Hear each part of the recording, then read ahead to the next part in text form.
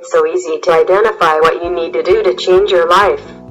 It's so hard to accept what you need to let go of, what weeds you need to uproot so the soil of your life is free and fertile again. People analogize time and energy and mental space to a lot of things, but you can think of them like a box. They are finite. As much as you want it to be different, there is only so much space. There is only so much you can do in a life. You cannot fit everything in. It is our duty to carefully choose that which we want to give our energy to. Most people externalize their locus of control, fearing that circumstances or other people's actions will define their lives, when in reality, it depends on the quality of their character. Not what happens, but how you respond. Not what is, but what you make of it. If you want to change your life to become the person you know you want to need to be, you don't only need to master or cultivate it perfect. You have to choose. You have to let go. You have to be willing to lose your pride. Through pride we are ever deceiving ourselves. But deep down below the surface of the average conscience is still. Small voice says to us, something is out of tune. C.G. Jung, to change your life, you have to admit what's not working. You have to humble yourself. You have to ask for help. You have to learn. And you have to accept. Your ego will defend your current circumstances, but you cannot allow a fleeting feeling of shame to eclipse reason. You cannot live the rest of your life as you are just because you are too prideful to admit something isn't right. 2. Your emotional crutches. Courage is feeling fear, not getting rid of fear, and taking action in the face of fear. Roy T. Bennett, do you know why you haven't yet changed your life? Why you're stuck stagnant and still making excuses?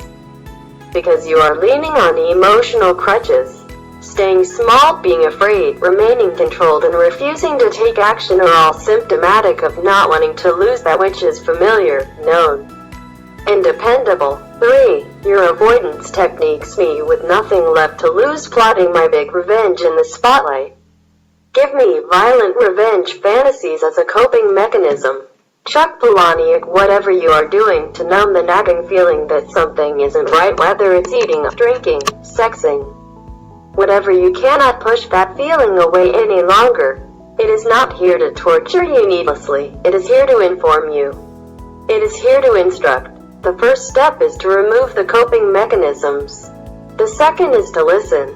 4. Your hedonism pleasures will never make us whole. Eric Greitens, it's counterintuitive, but living the life of your dreams very infrequently involves responding to your impulse desires.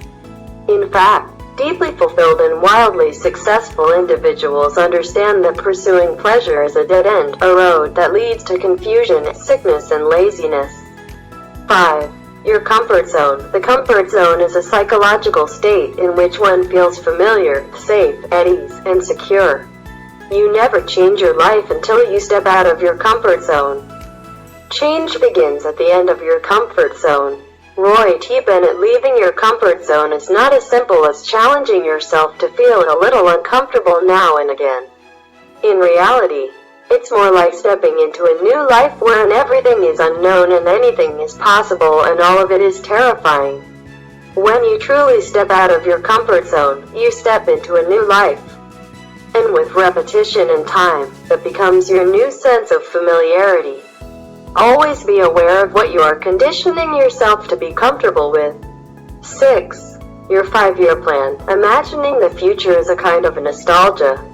You spend your whole life stuck in the labyrinth, thinking about how you'll escape it one day and how awesome it will be. And imagining that future keeps you going, but you never do it. You just use the future to escape the present.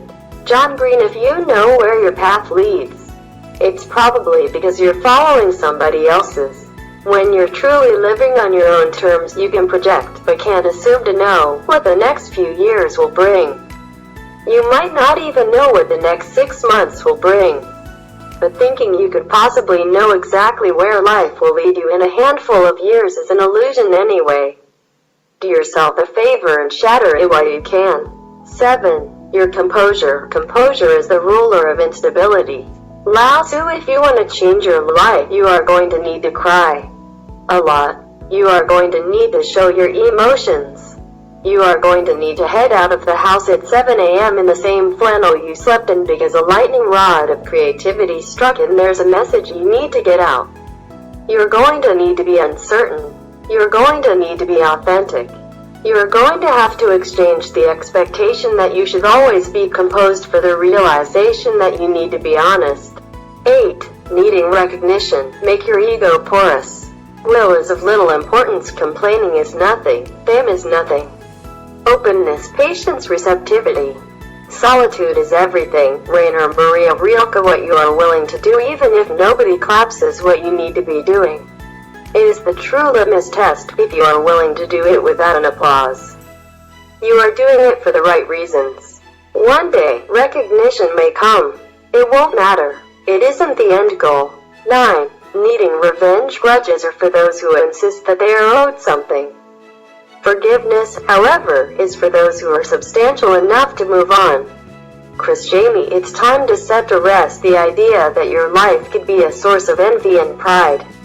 A way to stick it to the kids who bullied you and the peers who underestimated you. It is time to stop building your life around the hope that it would enact revenge on all who wronged you. When this is your mindset, you make choices based on what you imagine other people would perceive. It's just illusion upon illusion. Plus, living happily and well is actually the best revenge. In no small part because you're no longer trying to prove anything. 10. Obeying your inner demons. Your demons are just parts of yourself you have not yet learned to love. The interesting thing about how our inner demons haunt us is that when we do what they ask, they shut up. When we do that which we feel an itch for, and yet know will ultimately ruin us, we are satisfied for a blink of time. And yet we realize eventually that if we continue to obey these impulses, our worst fears will come true because we will make them true. We will become shells of the people we intended to be. Overcoming our darkest impulses is not a matter of just resisting them, it's a matter of being able to hear them loudly and choose otherwise. 11. Certainty. If a man will begin with certainties, he shall end in doubts, but if you'll be content to begin with doubts, he shall end in certainties. Francis Bacon. There are no certain choices in life. There are only paths that have been walked down so many times those who have made it to the end can return and say, this is the way, the only way. What they don't realize is that living someone else's life in exchange for not ever feeling afraid is not living at all. Certainty is an illusion of the highest form. There is nothing guaranteed in a life, so it's in our best interest to do that which is not least risky, but most worthwhile. 12. The old idea you had about what your life would be like, whatever it is you're seeking, won't come in the form you're expecting. Haruki Murakami. You thought you knew what your grown-up life would be like. You fantasized about it, waited for it, depended on it being just as you had imagined. And then you got there, and you weren't happy. That's because the ideas you had about your future life were coming from a young, naive, underdeveloped person. Trying to make them come true now is backtracking. You have to let them go. 13. Your attachments to becoming who you thought you were supposed to be. We should not judge people by their peak of excellence, but by the distance they have traveled from the point where they started. Henry Ward Beecher. Just like the ideas you had about your future life, everyone has images of what they think their future self will be like, how they will look, the age at which they will have accomplished such and such a thing. But you don't owe anything to your past self. You only owe it to yourself now to become the who you most essentially are. That first requires letting go of constantly trying to be someone you aren't. Not because someone else wants it for you, but because you thought it was the only way to live.